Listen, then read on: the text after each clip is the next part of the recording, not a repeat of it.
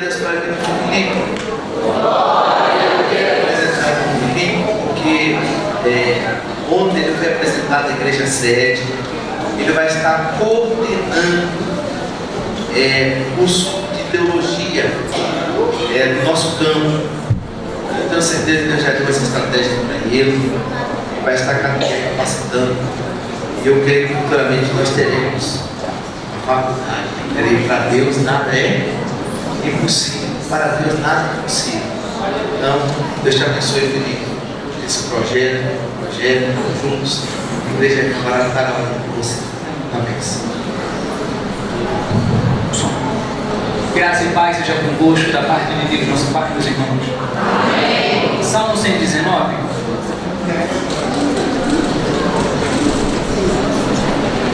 Salmo 119. Vamos ler os versículos.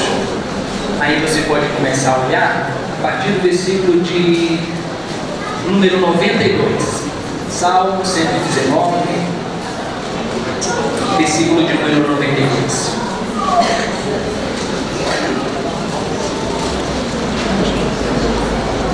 Bendito seja o Deus e Pai de nosso Senhor Jesus Cristo. A igreja achou? Amém? Se a tua lei não fora toda a minha alegria, há muito que teria perecido na minha angústia. Nunca me esquecerei dos teus preceitos, pois eles têm me vivificado. Sou teu, salva-me, pois tenho buscado os teus preceitos. Os ímpios me esperam para me destruírem, mas eu atentarei para os teus testemunhos. A toda perfeição vi limites, mas o teu mandamento é amplíssimo. Quanto amo a tua lei, é a minha meditação em todo dia. Tu, pelos teus mandamentos, me fazes mais sábio que meus inimigos, pois estão sempre comigo. Tenho mais entendimento do que todos os meus mestres, porque medito nos teus testemunhos. Sou mais prudente do que os velhos, porque guardo os teus preceitos. Desviei os meus pés de todo o caminho mau, para observar a tua palavra. Não me apartei dos teus juízos, porque tu me ensinaste. Ó, quão doces são as tuas palavras ao meu paladar, mais doces do que o mel à minha boca. Pelos teus mandamentos alcancei entendimento, pelo que aborreço todo falso caminho. Lâmpada para meus pés é a tua palavra, e luz para o meu caminho. Conta-se que num deserto havia um homem sedento há 3 dias. E estava à beira da morte, quando junto a um poço, ele observa um pedaço de papel escrito. Mas ele não se atenta para o papel, não liga a priori, e continua em busca ali, no poço, de encontrar água. E ele começa a bombear fortemente, a fim de encontrar água. E começa a fazer um barulho de ferro com ferro naquela bomba, no poço, e não sai água nenhuma. E ele já quase desmaiando de sede, à beira da morte, ele resolve ler o que estava escrito naquele papel. E ele pega, estava dentro de uma garrafa, ele abre, olha, trêmulo, com a boca seca, com a pupila dilatada, com as mãos e as pernas trôpegas, ele começa a ler a seguinte inscrição: viajante, sei que tens fome e tens sede, porém, embaixo dessa terra existe água num pote. Então, tu deves pegar essa água que está nessa garrafa, a única que tens, e colocar dentro da bomba de água. Ele estava 3 dias com sede. Ele acabara de encontrar ali uma garrafa de água. E o papel dizia: se queres beber água, coloque a água nessa garrafa dentro da bomba. Bem, ele tinha 2 opções. A primeira era pegar aquela água que estava na garrafa e beber. Mas ele sobreviveria no máximo mais um dia de jornada. E a segunda opção é: ele colocaria água dentro daquela bomba, tomaria banho, beberia, se fartaria e encheria tantos galões de água quanto quisesse. Então ele pega aquele pote de água e joga dentro da bomba. Sem fé, a priori. Mas ele começa a bombear a água. E do nada, a água começa a jorrar. E ele pega a água e bebe. No fim do papel estava escrito: outros viajantes ainda virão. Então, não se esqueça de colocar a água no pote e deixar lá, no mesmo lugar que você encontrou, pois muitos outros passarão por aqui. Ele bebe, toma banho, enche a garrafa de água e escreve na caneta que tinha do lado: acreditem, pode depositar toda a sua confiança no que estava escrito. A água de verdade. Eu provei, estava há muitos dias com sede, e a água. Deposite a sua vida e a sua esperança. Não seja mesquinho bebendo água só para você. Coloque toda a água dentro do poço, porque vai sair água. Eu provei e eu sei que vai sair. E ele continuou o seu caminho. Há momentos na nossa vida em que Deus pede uma coisa. Ele pede tudo que nós temos e nos diz: deposite toda a sua confiança em mim. Toda a sua confiança no que a palavra de Deus diz a você. Você só tem 2 opções: ou acreditar no que a palavra de Deus é para você e tomar ela e tomá-la para si, ou a segunda opção, que é a opção também do viajante, que é morrer. Olha comigo o texto da palavra de Deus. Veja o versículo de número 92. Se a tua lei não fora toda a minha alegria, há muito que teria perecido na minha angústia. Nunca me esquecerei dos teus preceitos, pois eles me têm vivificado, me tornado vivo, me reavivado. Nós vivemos um período na história da igreja em que nós, e eu comentava hoje na escola dominical, 2 coisas nós não temos mais feito. A primeira dela é ler a palavra de Deus, e a segunda é orado. Nós não sabemos mais orar. Nós nos esquecemos do que é a oração, do seu valor e da sua missão, e também esquecemos do que é a palavra de Deus. Nós precisamos de 2 tipos de pessoas na igreja: pessoas que aprendam a se ajoelhar para orar e de pessoas que aprendam a sentar para estudar. E infelizmente nós não temos pessoas que se sentam e pessoas que se ajoelham. E é por isso que muitos de nós temos vivido raquiticamente uma vida cristã medíocre, sem qualquer esperança. E quando nós precisamos de alguma coisa, pedimos oração para os outros. Nós temos terceirizado o serviço da devocional. Então, é uma terceirização da devocional. Então, leia a palavra para mim, pregue para mim, porque eu preciso ouvir a palavra de Deus através da boca de alguém. Ore por mim, porque eu preciso que alguém ore, e essa pessoa não sou eu. Nós estamos terceirizando a vida devocional na igreja. E é exatamente por esse motivo que temos vivido tão raquiticamente uma terceirização do relacionamento com Deus. Veja, ninguém sobrevive com terceirização de relacionamento com Deus.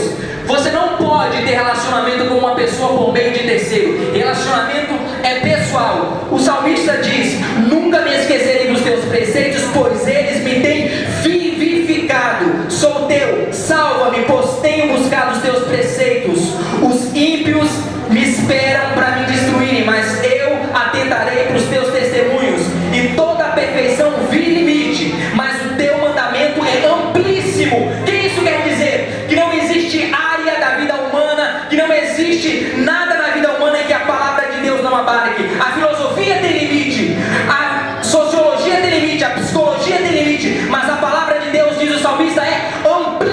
amplíssima, ela abarca todas as dimensões da vida humana. Não existe uma só área da vida humana em que a palavra de Deus não possa ser aplicada. Ele continua dizendo no versículo de número 97: ó, quanto amo a tua lei, é a minha meditação em todo dia. Tu, pelos teus mandamentos, me faz muito mais sábio do que meus inimigos, pois estão sempre comigo. Tenho mais entendimento do que todos os meus mestres, porque medito nos teus testemunhos.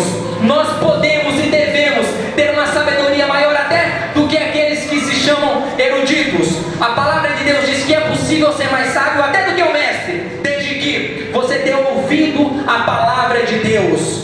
Tenho mais entendimento do que todos os meus mestres, porque medito nos teus testemunhos. Sou mais prudente do que os velhos, porque guardo os teus preceitos. Desviei os meus pés de todo o caminho, para observar a tua palavra. Não me apartei dos teus juízos, porque tu me ensinastes. Quão doces são as tuas palavras ao meu paladar. Pelos teus mandamentos alcancei entendimento, pelo que aborreço todo falso testemunho. E agora, eu queria parar para meditar com você rapidamente nesse versículo. Lâmpada para os meus pés é a tua palavra, e luz para os meus caminhos. O que isso quer dizer? Luz para os pés. Imagine que em cima de mim tem uma lâmpada. Então, lâmpada para os pés. Isso é uma lâmpada. Ela está em cima dos meus pés. O que ela alumia ou ilumina?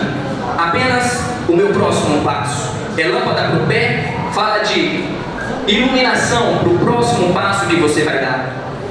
Luz para o caminho, aponta para uma direção mais distante. Não é apenas o próximo passo, mas aponta para uma direção, para um caminho que você vai seguir. A palavra de Deus tem duas funções básicas: é ser lâmpada para os meus pés, quer dizer iluminação, entendimento, compreensão para o meu próximo passo. Ela vai me orientar no próximo passo, na direção em que eu vou. É curto, é imediato, ela lida com imediatismo. Resolver o assunto agora, o que eu posso fazer agora. Ilumina o meu pé, para que eu saiba qual é o próximo passo que eu vou dar, para que eu não pise no buraco. Então ela é lâmpada para os pés, ela ilumina o próximo passo para que eu não caia no buraco. Então a palavra de Deus, ela nos alerta, ela nos esclarece acerca do próximo passo que eu vou dar. Então, primeiro e antes de tudo, se ainda você não tem iluminação para o teu caminho, para o que você vai fazer daqui a 1 ano, 2 anos, 3 anos, 4 anos, 5 anos, uma década, não importa. O que importa é que pelo menos uma coisa Deus garantiu para você: que Ele, por meio de sua palavra, dará iluminação para o próximo passo que você vai dar. Ele é lâmpada para os teus pés, é para o próximo passo. A palavra de Deus não te deixa tomar decisões erradas, ela não te deixa tomar e compreender erradamente, porque ela ilumina o seu próximo passo. Se você ainda não sabe o que você vai fazer no ano que vem, por que não pergunta ao Senhor o que você deve fazer essa semana? Se você ainda não sabe o que vai fazer daqui a 2 anos, por que não pergunta a Ele o que você vai fazer depois de amanhã? Porque sim, Ele tem iluminação para o seu caminho daqui a 1 década, 2 décadas, mas Ele tem iluminação para esta semana. Ele tem luz para você para o dia de amanhã. Lâmpada para os meus pés é o próximo passo. A palavra de Deus ilumina você, meu irmão, minha irmã, a respeito do próximo passo que você vai dar na sua vida. Se você não sabe o que deve fazer essa semana, se você está diante de um dilema, se você está angustioso, a palavra de Deus esclarece que aqueles que anseiam buscar a vontade de Deus para essa semana, acerca do problema que você tem que resolver amanhã, ou depois de amanhã, ou ainda esse mês, o Senhor garante a você que Ele irá lhe esclarecer o que você tem que fazer nos próximos dias, porque a lâmpada para os pés é o próximo passo. Mas Ele não tem iluminação somente para os próximos passos. É lâmpada para os pés, mas é luz para o caminho. É lá na frente. Ele ilumina lá no alto de 1, 2, 3 quilômetros. É um caminho inteiro a iluminação. Após iluminar o pé para o próximo passo que você deve dar, o Senhor ilumina o teu caminho. É a trajetória mais longa. É as decisões que você tem que tomar para a vida inteira. É as decisões decisões e as construções que você tem que fazer, não apenas para o dia de amanhã, para a semana que vem, mas é as decisões que você tem que tomar para a vida inteira, que vão ter repercussões eternas. É para o caminho todo. Ele também tem iluminação para aqueles que buscam soluções e resoluções para questões do caminho. Ele tem questões a serem tratadas para aqueles que precisam só de iluminação para o próximo passo. Mas ele também tem questões a serem resolvidas e ele tem algo a dar a nós. Para daqui a 1, 2, 3, 4, 5, 6, 7, 8, 20, 30, 40 anos. É impossível, contudo, ter esse tipo de iluminação, porque a palavra de Deus, que quem diz que quem vai iluminar você é a palavra. Por isso é imprescindível que retornemos à palavra. É imprescindível que voltemos à leitura da Bíblia.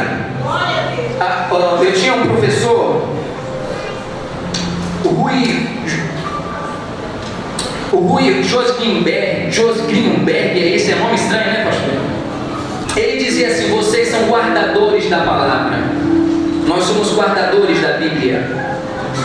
Irmãos, voltemos a ler as Escrituras com devocionalidade, com respeito.